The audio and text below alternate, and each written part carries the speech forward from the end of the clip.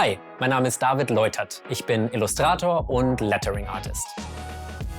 Meine Kunden kommen aus vielen verschiedenen Branchen, zum Beispiel Werbung, Editorial, Mode und Unterhaltung. Daher können meine Illustrationen auf Verpackungen, Textilien oder Plakaten gefunden werden. Mich inspirieren alte Schilder, Streichholzschachteln, Neonreklame, Aufkleber und Wandmalerei. Als Grafikdesigner bin ich früher mit vorgefertigten Schriftarten schnell an meine Grenzen gestoßen. Daher habe ich mich dazu entschlossen, einfach alle Buchstaben von Hand zu zeichnen.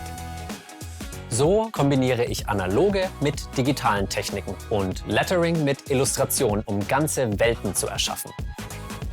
Ich möchte mit meinen Arbeiten Menschen sowohl zum Lachen bringen, als auch zum Denken anregen.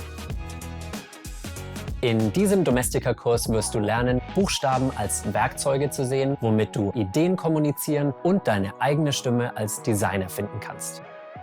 Als finales Projekt wirst du ein Plakat erschaffen, das Lettering und Illustration auf ausdrucksstarke Weise kombiniert. Als erstes gebe ich dir eine Einführung ins Thema Handlettering und stelle dir verschiedene Schriftstile vor. Wir machen auch Übungen, um unterschiedliche Lettering-Styles zu lernen.